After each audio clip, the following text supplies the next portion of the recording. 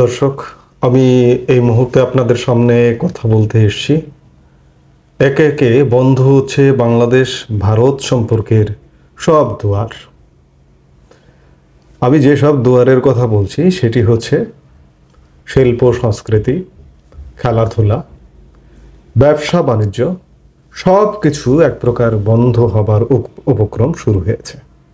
আমরা কিছুদিন আগে খবর পেয়েছি যে কলকাতা আন্তর্জাতিক বইমেলায় বাংলাদেশের অংশগ্রহণ নেই। ২৮ বছরের ধারাবাহিকতায় এই প্রথম বাংলাদেশ কলকাতা আন্তর্জাতিক বইমেলায় অংশগ্রহণ করছে না বা করতে পারছে না, করবার সুযোগ দেওয়া হয়নি।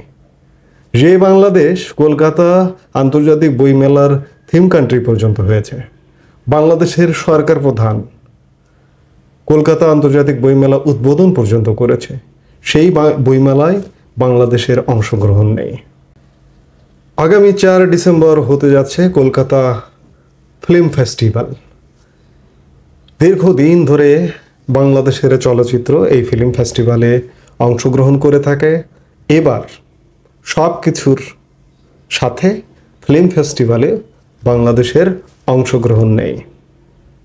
আইপিএল, ইন্ডিয়ান প্রিমিয়ার লিগ, এই মুহূর্তে পৃথিবীর সবচেয়ে আলো ঝলমলে ক্রিকেট টুর্নামেন্টগুলোর মধ্যে একটি হচ্ছে ইন্ডিয়ান প্রিমিয়ার লিগ বা আইপিএল। যে আইপিএলে সারা পৃথিবীর বাঘা বাঘা খেলোয়াড়রা খেলে, কোনো না কোনো ফ্রাঞ্চাইজিতে খেলে। বাংলাদেশের খেলোয়াড়রাও দীর্ঘদিন যাবৎ ইন্ডিয়ান প্রিমিয়ার লিগে অংশ নিয়ে আসছিল। সেই ধারাবাহিকতায় এবারও বাংলাদেশি প্লেয়ারদের ১২ জন প্লেয়ারের নাম আইপিএলের নিলাম তালিকায় তালিকাভুক্ত ছিল, কিন্তু কারো নাম ওঠেনি। ২ জনের নাম উঠেছিল, কিন্তু কোনো ফ্র্যাঞ্চাইজি বাংলাদেশের খেলোয়াড়দের ব্যাপারে আগ্রহ প্রকাশ করেনি। এটি কী কারণে?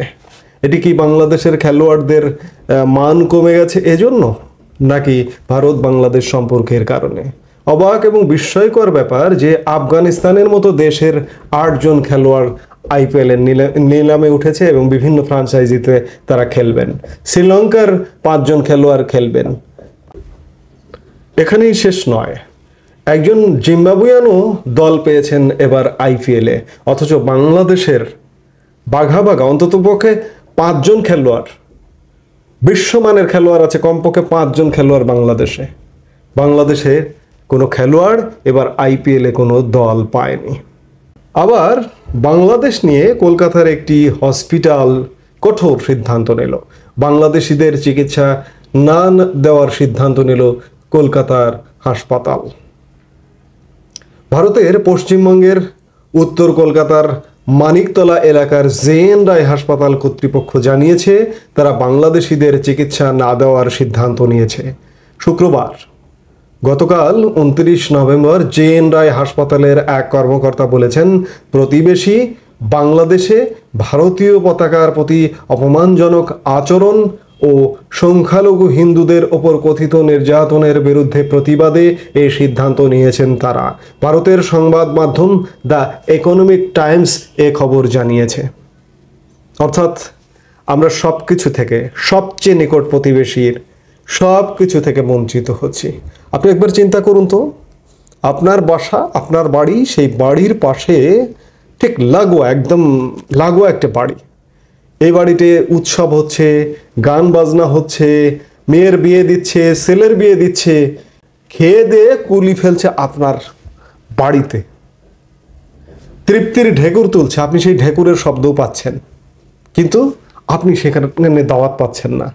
আপনার ওই মহল্লার, ওই গ্রামের বহু দূরের মানুষ এসে ওই বাড়িতে খেয়ে যাচ্ছে, আপনি খেতে পারছেন না। আপনার কেমন লাগবে? বাংলাদেশ ভারতের অবস্থাটি ঠিক তেমন হয়েছে। ভারতে বড় বড় উৎসব হচ্ছে, সাংস্কৃতিক উৎসব হচ্ছে, খেলাধুলা হচ্ছে, সেখানে আমরা ডাক পাচ্ছি না। দীর্ঘদিন ধরে ডাক পেতাম, এবছর সব কিছু স্টপ হয়ে গেছে। আমার তো অন্তত পক্ষে খারাপ লাগছে। আপনারা যারা ভারত বিরোধিতা করেন তাদের কেমন লাগছে আমি জানি না, কারণ আমি অনেককে চিনি কট্টর ভারত বিরোধী মনোভাব পোষণ করেন, সবসময় ভারত বিরোধী কথাবার্তায় মুখে খই ফোটান।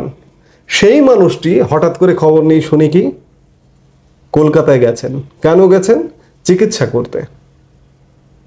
অনেক নিম্নবর্ণের মানুষও কেন যান? বাংলাদেশের চিকিৎসার থেকে অল্প খরচে চিকিৎসা করে আসা যায়, কিংবা বাংলাদেশের চিকিৎসার চেয়ে ভালো চিকিৎসা পাওয়া যায়, কিংবা বাংলাদেশের চিকিৎসার চেয়ে হয়রানিহীন, বাংলাদেশের চিকিৎসা হয়রানিমূলক চিকিৎসা, এই হয়রানি থেকে বাঁচতে হলেও ভারতে গিয়ে চিকিৎসা করে আসে। আজকে সবকিছু বন্ধ হয়ে গেল। আপনারা যারা মুখে মুখে ভারত বিরোধিতা করছেন, আবার সেই লোকটি ভারতের হসপিটালে গিয়ে শুয়ে পড়ছেন, চিকিৎসা নিচ্ছেন। এমন দ্বিচারিতা আসলে কাম্য নয়। এতে করে ক্ষতিগ্রস্ত হচ্ছে বাংলাদেশের আপামর জনসাধারণ। কারণ বাংলাদেশের সব মানুষ কিন্তু ভারত বিরোধী নয়, আমি বিশ্বাস করি না। কারণ বাংলাদেশের মানুষ বিবেক নিয়ে চলে, বহু মানুষ বিবেক নিয়ে চলে। বিবেকহীন মানুষের সংখ্যা দিনকে দিন বেড়ে চলেছে, এ কথা অস্বীকার করবার কোনো উপায় নেই, কিন্তু বহু বিবেকবান মানুষ আছে। আমরা ভারতের শিক্ষা, সংস্কৃতি, খেলাধুলা, আজকে চিকিৎসা থেকে একটি হসপিটাল চিকিৎসা দেবে না বলে একদম অফিসিয়ালি নোটিশ দিয়েছে। এই একটি হসপিটালকে দেখে ভারতের যদি সকল হসপিটাল, সকল চিকিৎসক যদি বলে যে আমরা চিকিৎসা দেব না, কোথায় যাবেন আপনি? বাংলাদেশ কি সেই সক্ষমতা অর্জন করেছে? এখন অর্জন করুন। অনেকে হয়তো খুশি হচ্ছেন, আসলে খুশি হচ্ছেন না। কারণ ওই যে আমি বললাম, আমি বহু মানুষকে চিনি, এরা মুখে বলে এক কথা কিন্তু অন্তরে লালন করে আর একটা। কলকাতা, চেন্নাই, ভেলোর সব হসপিটাল যদি এই ধরনের সিদ্ধান্তে উপনীত হয়, তাহলে আপনার আমার সুচিকিৎসা, স্বল্প খরচে সুচিকিৎসা বন্ধ হয়ে গেল। এটি কি আপনার জন্য ভালো হলো? ভালো হতে যাচ্ছে। আমরা আমাদের সম্পর্কের রসায়নটি সেদিকেই নিয়ে যাচ্ছি, সেদিকেই নিয়ে গেছি। আমি এখন অনেকটা নৈরাশ্যবাদী কথা বলি, নিরাশ কথা বলি যে এগুলোর শেষ কোথায়।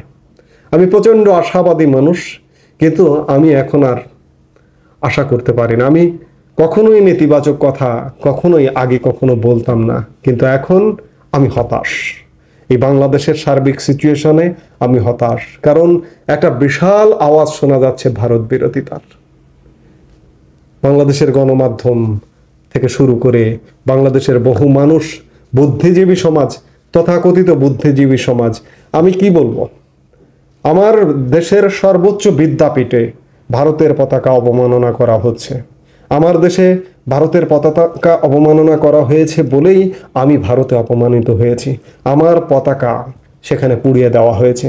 বাংলাদেশের প্রকৌশল বিশ্ববিদ্যালয়, এখানে কিন্তু যে কোনো স্টুডেন্ট পড়তে পারে না, কিন্তু বাংলাদেশের শীর্ষ মেধাবী যারা, তারাই কিন্তু বুয়েটে অ্যাডমিশন টেস্ট দিয়ে চান্স পায়। সেখানে ভারতের জাতীয় পতাকা অবমাননা করা হচ্ছে। এই যে শীর্ষ মেধাবীরা, তারা কি একবারও চিন্তা করছেন না যে এটি কি অন্যায় হচ্ছে? আমি যদি ইমানের কথা বলি, ধর্মের কথা বলি, এই ধরনের, আমার ধর্ম তো এমন কথা বলে না এই ধরনের অবমাননা করার আচরণ করব কারো সাথে। কাজেই ভারত বাংলাদেশ সম্পর্ক আসলে শেষ, একদম শেষ প্রান্তে এসে পৌঁছেছে। আমি তারপরেও আশা করতে চাই যে ভারত বাংলাদেশ এই যে সম্পর্ক, এই সম্পর্কের উন্নতি হবেই হবে।